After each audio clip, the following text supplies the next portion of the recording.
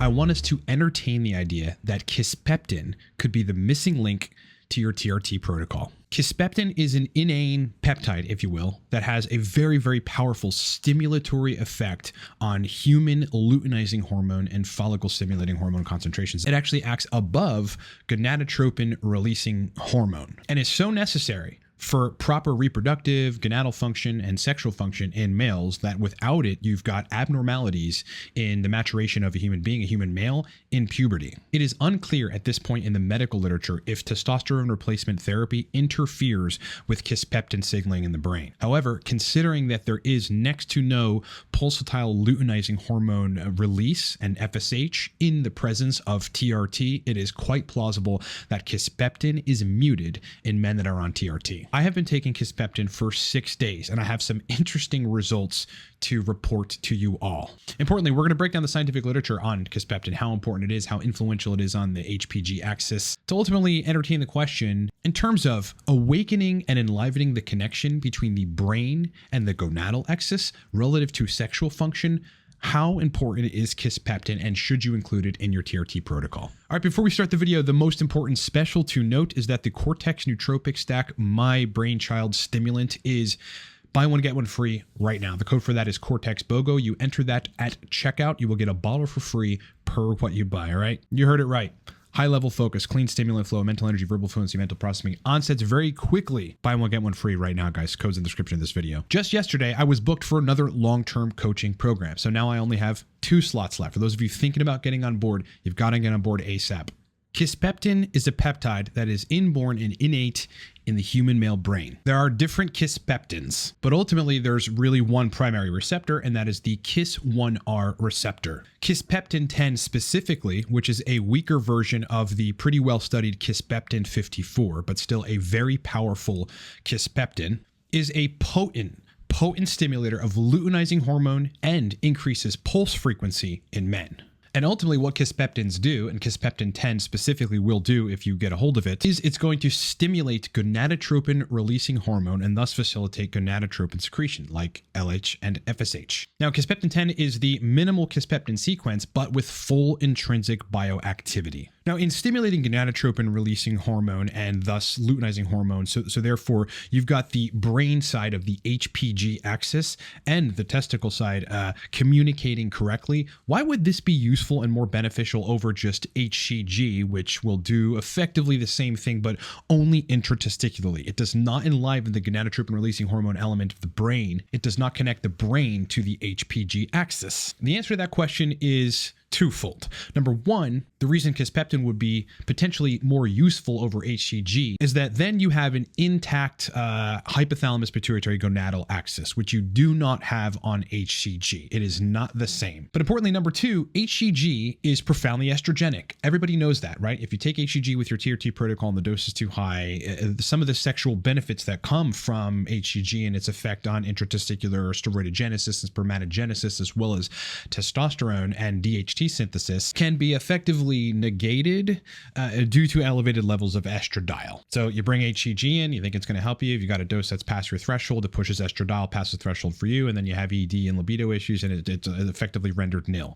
Plenty of people on Reddit and elsewhere complain of HCG causing estrogenic side effects because it does upregulate aromatization intratesticularly. But what I found in scouring all of the medical journals on Kisspeptin-10 is that it does not potently stimulate aromatization of testosterone into estradiol to the degree that HCG does. All right, so those are the primary reasons why Kisspeptin may be useful for people in lieu of HCG in order to keep testicles functional, but also you're re-enlivening and regaining the brain part of the HPG axis.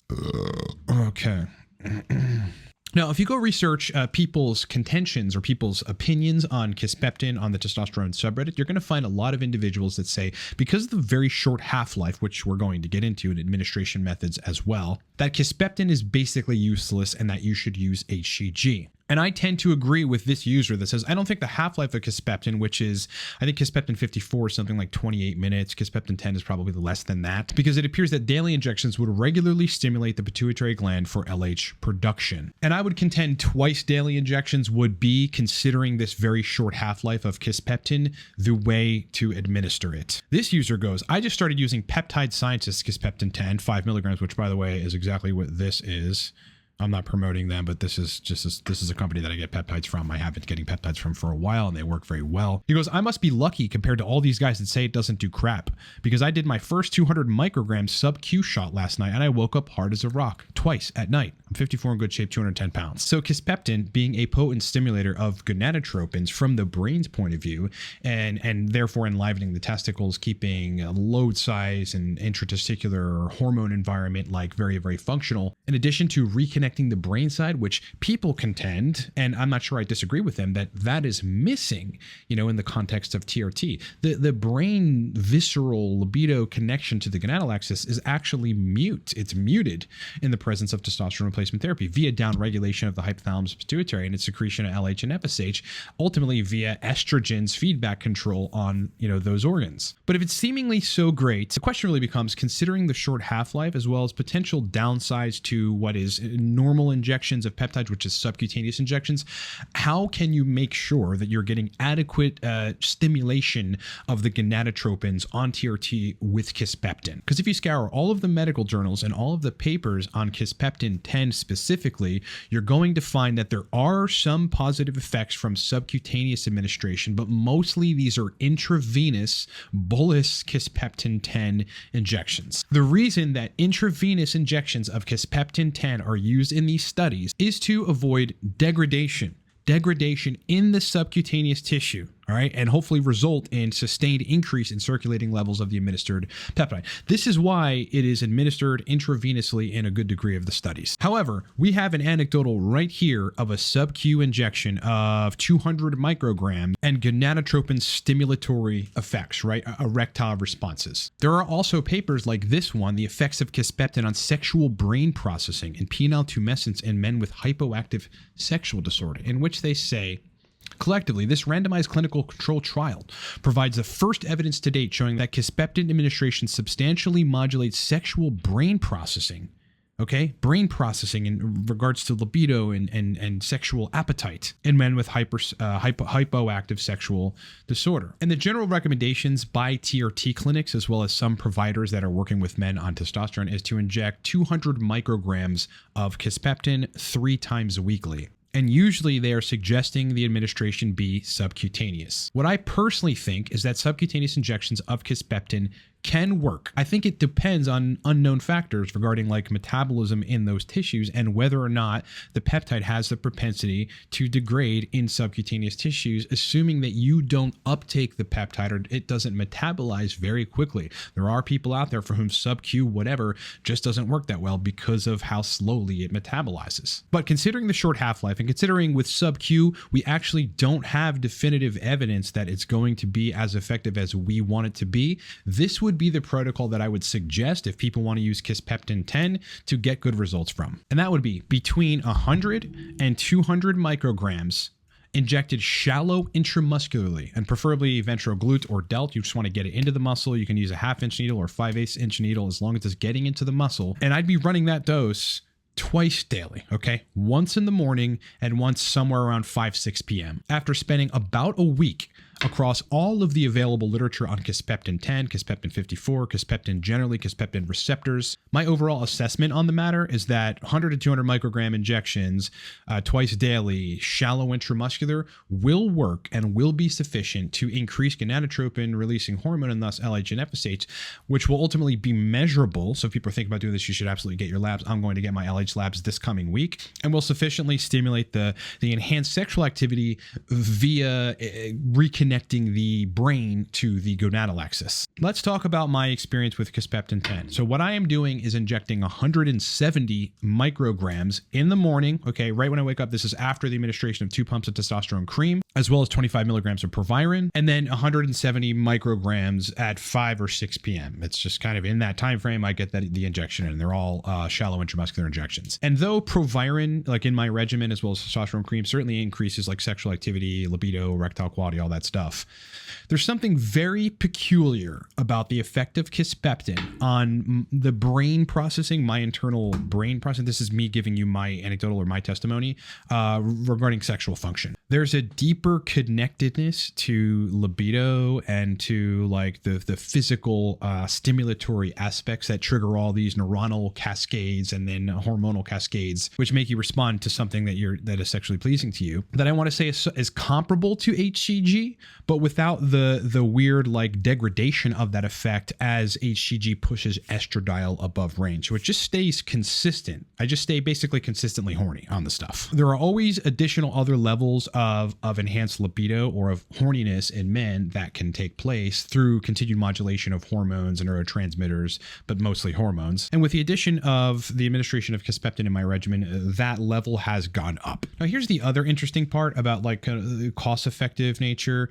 This peptide 5 milligram vial was like $69, something to this effect is about $70. Now, with my personal dose of 170 micrograms twice daily, injected shallow intramuscular, this vial will technically last me 15 days. But if you injected 100 micrograms in the morning and then 100 micrograms in the evening, an entire vial, a 5 milligram vial of Kisspeptin-10 would last you 25 days. Now, if you compare that to HCG, where pregnal HCG of a 10,000 IU vial of pregnal HCG cost somewhere around $240 or $250 if you're getting it from a legitimate source. And after 30 to 35 days, HCG, despite the manufacturer's contention that it lasts 60 days if it's refrigerated, I've never seen whether pregnal or UGL HCG, any HCG, be as potent as it was initially past the 35-day mark. I've never seen it last 60 days, even if it's frozen in between injections. So either way, to get the most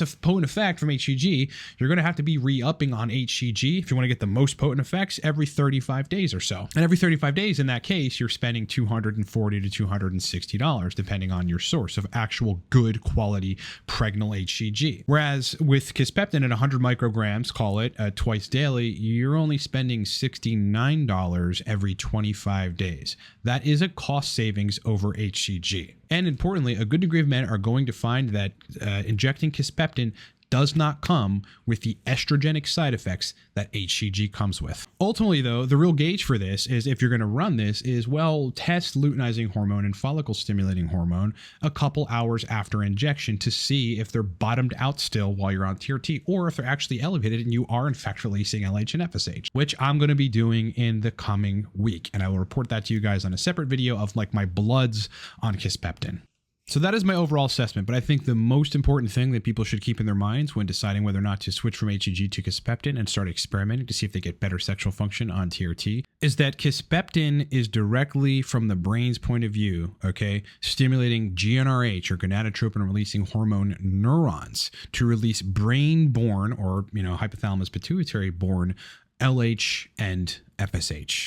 And this is not something you can do on human chorionic gonadotropin or HCG. Okay, if you guys need to hire me for Nootropics TRT protocol optimization, long-term one-on-one hands-on coaching packages where you're working directly with me, I'm looking at your bloods, I'm designing your entire protocol, making sure everything works, I'm giving you suggestions, giving you links to purchase the things that you need, and working with you every step of the way, hire me livecortex.com right now. I've got 2 slots open. There's one opening up at the end of this month, looks like. All right, so just keep that in mind when you're thinking about hiring. The Cortex stack is buy one, get one free right now, okay? It won't last much longer. We've got a certain amount of bottles to move, and we're almost depleted of those bottles. So if you need to get a killer deal on the Cortex Nootropic Stack, my brainchild, potent stimulant energy, potent motivation onsets very quickly, use the code cortexbogo at checkout and you will get a bottle for free per what you buy.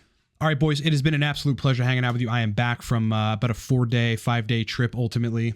So much more content coming soon. Live stream coming this Saturday, so look forward to that. Last Saturday, I had a random trip that I couldn't do the live stream, but this week, we're back in action, baby. I look forward to hearing your guys' position in the comments or experiences with Kisspeptin or questions. Ask away. Let's make the comment section lively like we do on this channel to continue the discussion moving forward. All right, it's been great hanging out with you. I hope you have a great rest of your day. Hope you have a great rest of your week. And I'll talk to you guys on the next one.